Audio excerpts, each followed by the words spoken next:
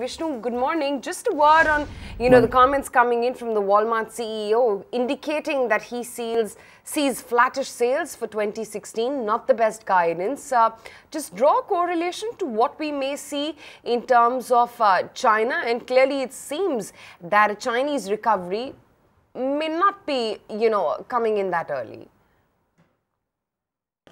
Well, I think overall what we're looking at is a situation where aggregate demand globally is rather weak. So whether you look at it in the US or in China, the chances are you would be struggling to see consumers picking up spending, even with softer commodity prices, softer inflation that increases discretionary spending, in theory at least. So the problem we have is a bit of a cranky global demand function where at least in theory, increasing discretionary spending is not actually yielding the kind of consumption pickup. So you've got the elasticity of consumption dropping despite whatever we are seeing. So it is a bit of a mixed picture.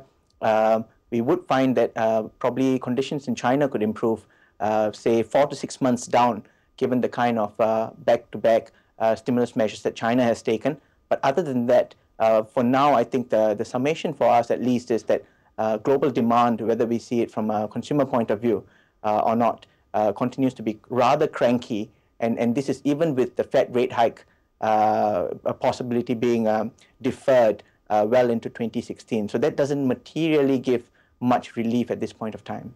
Vishnu, again, I'd like to draw your attention to what my colleague just flagged off. How should we read into the Walmart communication?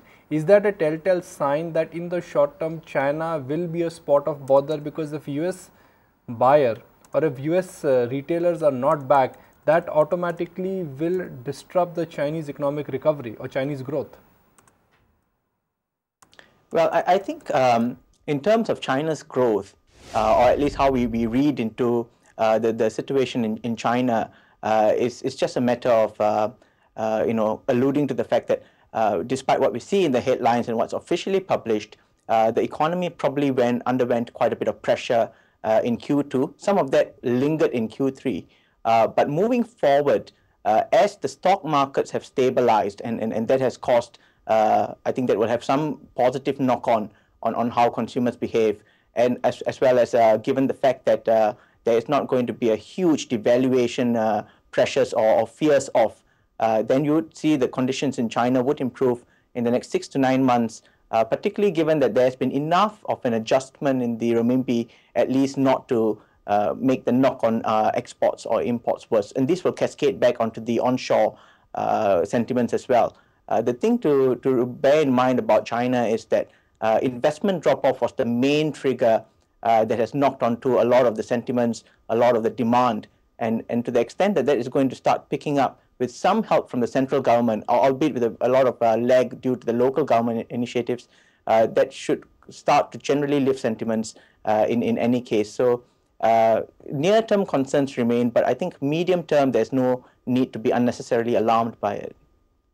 Vishnu, just one quick question on India. I don't know how closely you look at the Indian internals, but the last 4 or 5 readings that have come out, be it on the inflation print, be it on the IIP, be it on even the fiscal deficit or the GDP numbers, all of them seem to be pointing towards an improving sentiment out here. How have you read into all of those?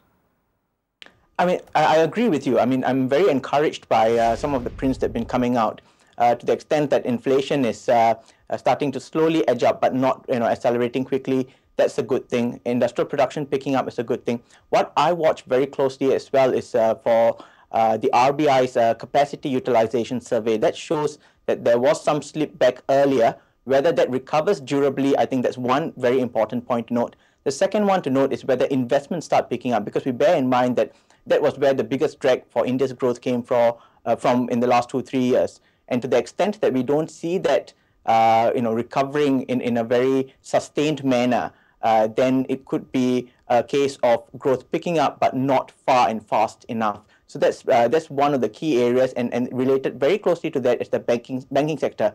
So the overhang of debt needs to be, or bad debts need to be addressed as well. So that's the sum on India. Okay, Vishnu, thanks so much for taking the time out and joining us and My giving pleasure. us that perspective. Find us on Facebook at facebook.com/ETNow and don't forget to click the like button. You can also follow us on Twitter at ETNowLive. To stay updated with all our programming, hit the subscribe button on our YouTube channel by logging on to youtube.com/user/ETNow.